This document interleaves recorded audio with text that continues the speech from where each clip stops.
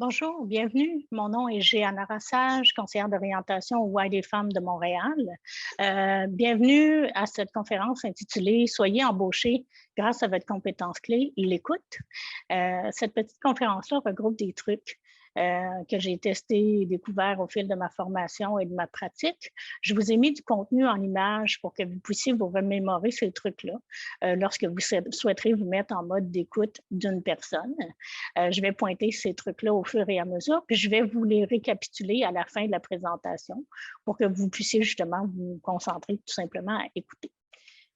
Alors, j'entre en jeu avec tout de suite une citation forte qui exprime que oui, écouter peut vous mener à être embauché. Donc, ça va comme suit: celle qui sait écouter deviendra celle qu'on écoute. Évidemment, je l'ai adapté au féminin. Écouter en recherche d'emploi, ça signifie être à l'écoute au niveau de la compétence en tant que telle, et le fait de bien écouter chaque personne va vous permettre d'avoir des opportunités, d'acquérir de l'information qui est souvent privilégiée. Et puis finalement, écouter en recherche d'emploi, ça veut dire être à l'écoute des actualités, de voir ce qui se passe dans les médias sociaux, de dégager les grandes tendances en matière de recherche d'emploi. Alors pour ces éléments-là, n'hésitez pas à venir nous voir. Alors, la présentation qui suit s'articule autour de 3 axes. Le premier, c'est créer une forte impression par votre simple présence. Sachez être stratégique, écoutez en toute situation et finalement, démarquez-vous en entrevue de sélection. Dans créer une forte impression par votre simple présence, il y a 3 sous-thèmes. Écoutez, c'est complexe, écoutez-vous et écoutez à 100 pour cent. Donc, écouter, c'est complexe et reconnaître la valeur de l'écoute va vous donner envie d'écouter davantage, de raffiner vos capacités d'écoute. Souvent, on va dire d'une personne qui s'exprime bien qu'elle est très éloquente.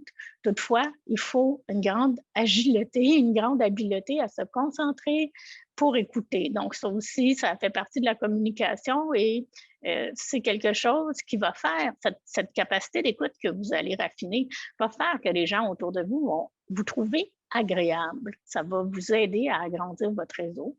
Puis les gens vont vous donner plus facilement de l'information. Je crois que le funambule qui est là exprime à quel point il faut être mobilisé pour écouter quelqu'un. En second lieu, je vous dirais, écoutez-vous. Si cette vague-là ressemble à votre monde intérieur au moment où vous vous apprêtez à écouter quelqu'un, ça pourrait être difficile pour vous de vous concentrer. Si vous étiez emporté par la vague, ça vous prendrait peut-être 1 ou 2 minutes pour complètement perdre le souffle. Alors, à l'inverse, prenez donc 1 ou 2 minutes de temps en temps pour respirer profondément avant de vous mettre en contact avec d'autres personnes. Ça va aider votre capacité d'écoute et d'autant plus si ces mêmes personnes-là sont stressées ou ont ce genre de mouvement-là à l'intérieur d'eux. Bien, ça va vous permettre d'accueillir ça si vous pouvez visualiser cette vague-là casser sur l'eau et de devenir un océan calme à l'intérieur de vous. Écoutez à 100 OK? Alors, je vous décris une situation. Vous êtes dans un colloque en présentiel et alors que vous vous dirigez vers la salle de conférence, une personne de votre réseau, plutôt verbomotrice, pardon, qui parle sans s'arrêter ou ni même respirer, vient vous parler. La question, c'est comment vous pouvez bien l'écouter. Alors, ce truc-là, c'est le truc qui m'a été le plus utile à date dans ma vie et que j'applique encore et qui généralement fonctionne à peu près sur tout le monde, que vous soyez en recherche d'emploi ou non.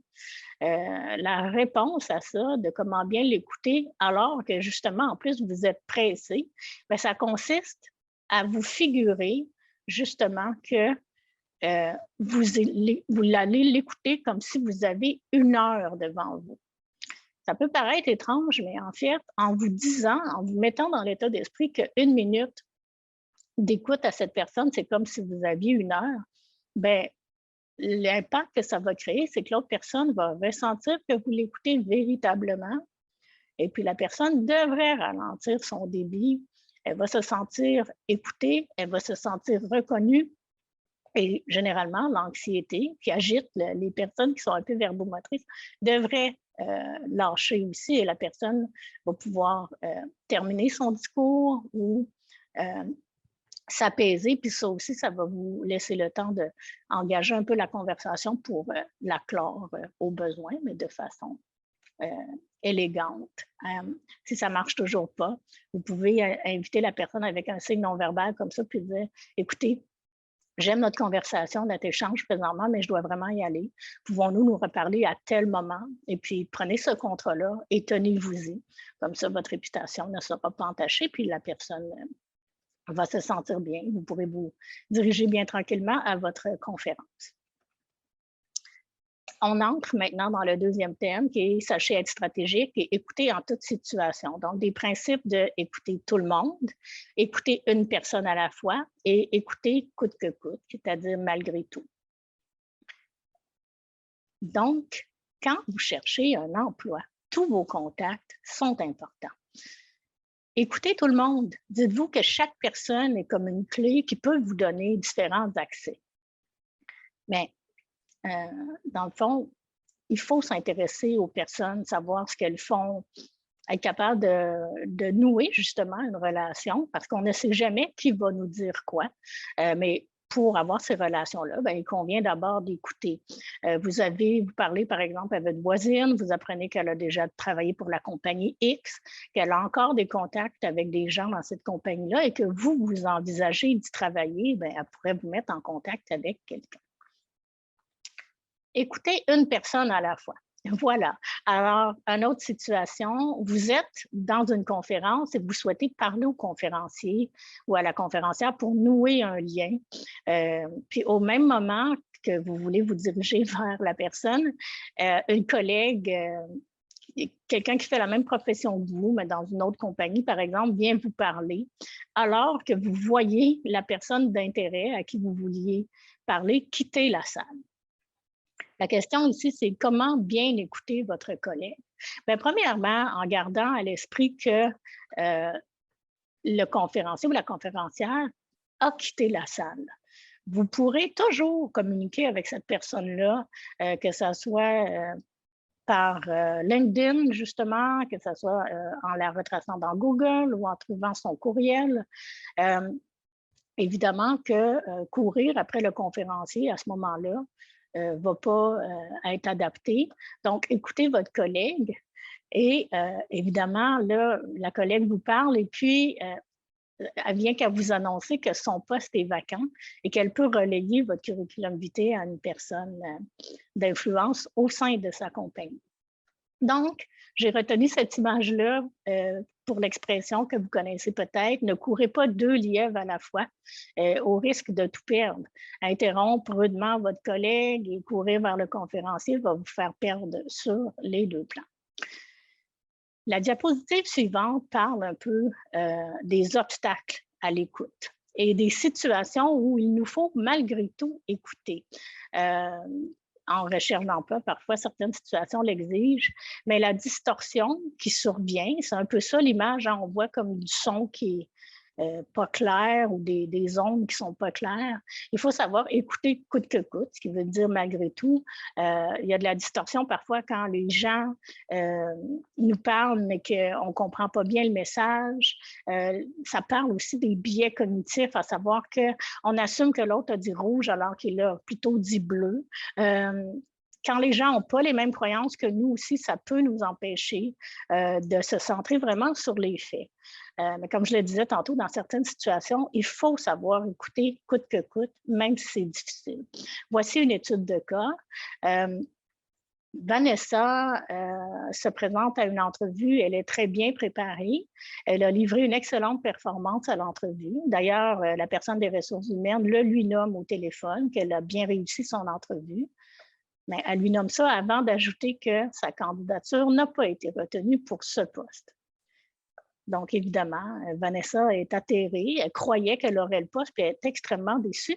C'est difficile, évidemment, pour elle d'être à l'écoute de l'annonce de ce refus-là. Mais en fait, pourquoi doit-elle écouter coûte que coûte? Ça veut dire à tout prix là, ce que la femme est en train de lui dire, pour plusieurs raisons.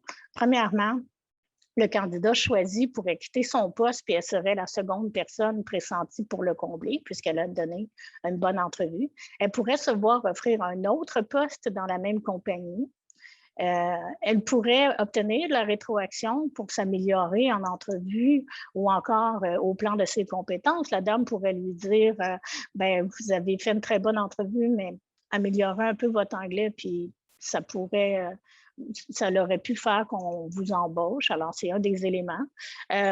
Les personnes qui sont rencontrées lors de cette entrevue-là pourraient devenir des personnes contact dans sa recherche d'emploi à Vanessa un peu plus tard. Puis finalement, ben, elle doit rester professionnelle jusqu'au bout, malgré la déception que ça lui cause de ne pas avoir été retenue. J'entre maintenant dans la dernière phase de la présentation qui est « Démarquez-vous en entrevue de sélection ». Écoutez pour entrer en relation, écoutez sans gêne et écoutez-moi. Alors, voici une illustration forte qui parle d'entrer en relation. Okay? Pour vous démarquer en entrevue, cherchez à créer une relation. Comment on peut nouer une relation en contexte d'entrevue de sélection? Le défi en entrevue, en fait, c'est d'être capable de se promouvoir tout en étant à l'écoute des personnes. Donc, ça demande d'aller sur deux plans.